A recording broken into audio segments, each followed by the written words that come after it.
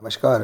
आइए आज हम इस वीडियो के माध्यम से एड ग्रेड अभ्यास पुस्तिका भाषा भारती कक्षा 7 देखिए, इस प्रकार से हमें कक्षा 7 के लिए विषय हिंदी की एड ग्रेड अभ्यास पुस्तिका हमें प्रदान की गई है। आप देख सकते हैं इस प्रकार से यह न्यू एड ग्रेड अभ्यास पुस्तिका है।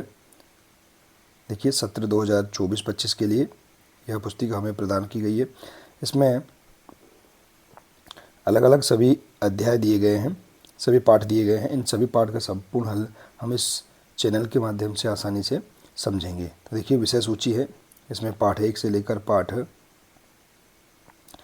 25 तक सभी पाठ दिए गए हैं। इन पाठों को हम सभी पाठों का संपूर्ण हल हम अलग अलग वीडियो के माध्यम से समझेंगे। तो इसके लिए आप हमारे इस चैनल को सब्सक्राइब अवश्य कर लें, साथ ही बेल आइकन को प्रेस ज़रूर कर लें ताकि आने वाले नए वीडियो सबसे पहले आप तक पहुंचते रहेंगे। तो आइए देखते हैं इस वीडियो के माध्यम से पाठ 1 मेरी भावना। देखिए, इस पाठ के सभी प्रश्नों के आंसर हम किस प्रकार से हिंदी की पाठ्य पुस्तक से पूर्ण कर सकते हैं, आइए आज हम इस वीडियो के माध्यम से जानेंगे। तो देखिए, पाठ 1 मेरी भावना, इस पाठ के सभी प्रश्नों के आंसर आप आसानी से पाठ्यपुस्तक से पूर्ण कर सकते हैं। इसमें देखिए, बहुविकल्पी प्रश्न दिए गए हैं। प्रश्न पहला है, प्रार्थना कविता के आधार पर हृदय में कौन सा भाव होना चाहिए? तो इसका राइट आंसर है प्रेम का भाव होना चाहिए। कविता में सौंदर्य उत्पन्न करते हैं, सो कविता में सौंदर्य कौन उत्पन्न करता है? अलंकार। इसके बाद तीसरा प्रश्न, दूसरों की उन्नति को देखकर किसका भाव नहीं आना चाहिए? तो ईर्ष्या का भाव नहीं आना चाहिए। डी नंबर का राइट आंसर है। इसके बाद है, पूरे बुरे रास्ते पर चलने वालों के प्रति कवि के मन में आने वाला भाव है, तो इसका राइट आंसर है करुणा भाव। इसके बाद है,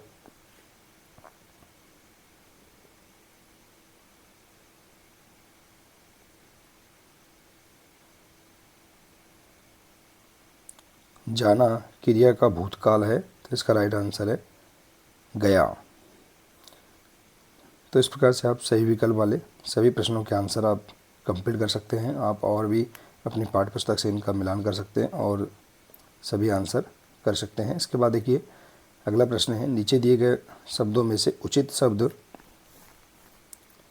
चुनकर रिक्त स्थानों की पूर्ति कीजिए। यहाँ पर देखिए, शब्द दिए गए हैं, इन शब्दों को चुनकर आपको रिक्त स्थानों की पूर्ति करना है। तो देखिए, छठवां प्रश्न है, किसी के दोषों को देखने के स्थान पर हमें खालिस्तान का भाव रखना चाहिए, तो गुण ग्रहण करने का भाव रखना चाहिए। इसके बाद है, खालिस्तान से हमारे पैर कभी नहीं डिगना चाहिए, तो इसका राइट आंसर देखिए, कुमार्ग से हमारे पैर कभी नहीं डिगना चाहिए। अगला प्रश्न है आठवां, दीन दुखी जीव को देखकर आपके मन में आने वाला भाव क्या है? करुणा का भाव है। इसके बाद देखिए, अगला है, सरल सत्य व्यवहार करूं पंक्ति में अनुप्रास अलंकार है। इसके बाद अगला प्रश्न, श्याम पाठ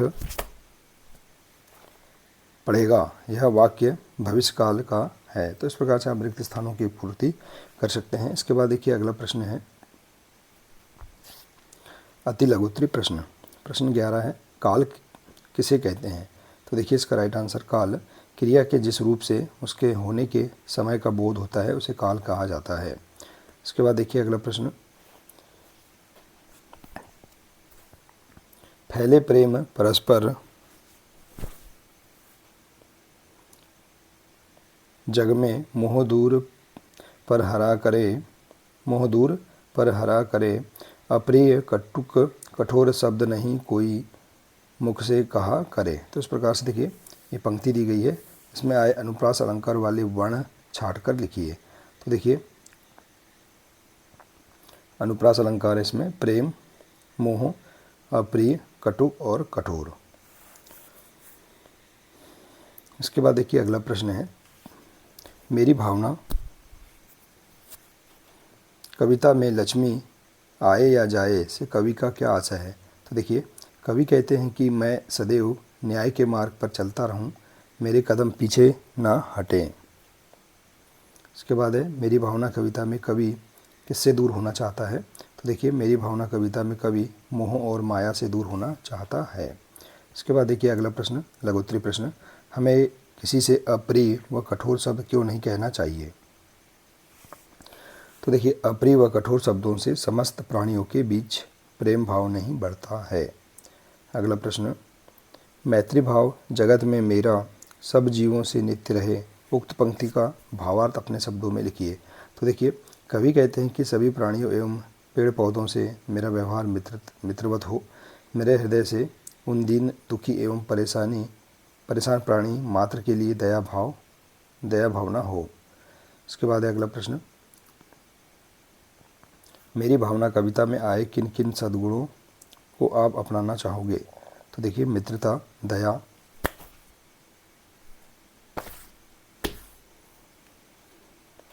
परोपकार सद्गुणों को अपनाना चाहेंगे। इसके बाद है अगला प्रश्न, किसी व्यक्ति के किस किस व्यवहार को देखकर आप अनुमान लगा सकते हैं कि वह उच्च भावों वाला व्यक्ति है। तो देखिए मित्रता, दया भाव, वाणी और समानता इत्यादि। अगला प्रश्न है, न्याय मार्ग पर डटे रहने के लिए हमें किन किन बातों से दूर रहना चाहिए। तो देखिए न्याय मार्ग पर डटे रहने के लिए हमें लोभ या लालच नहीं रखना चाहिए, मोह माया से दूर रहना चाहिए। कोई भी व्यक्ति अपने मुख से दूसरों के लिए भी अप्रिय, कड़वे अर्थात कठोर वचन ना बोले। इसके बाद देखिए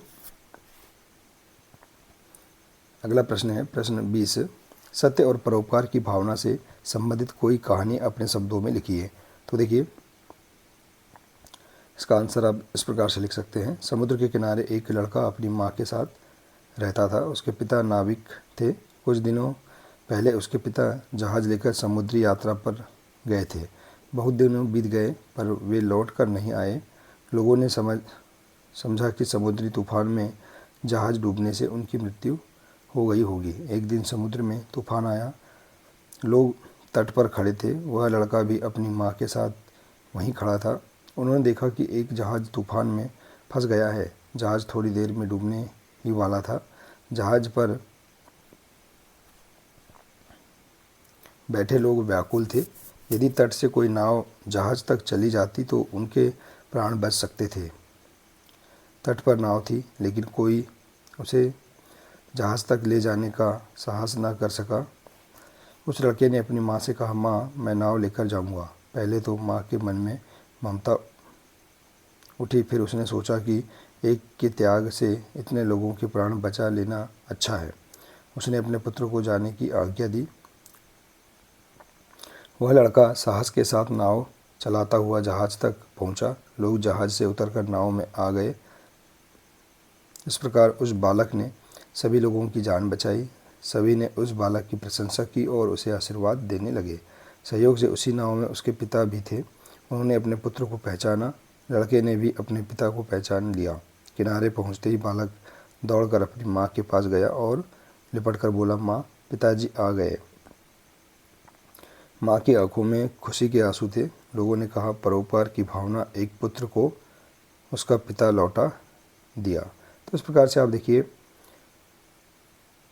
इस पाठ के सभी प्रश्नों के आंसर आसानी से कंप्लीट कर सकते हैं। देखिए इस प्रकार से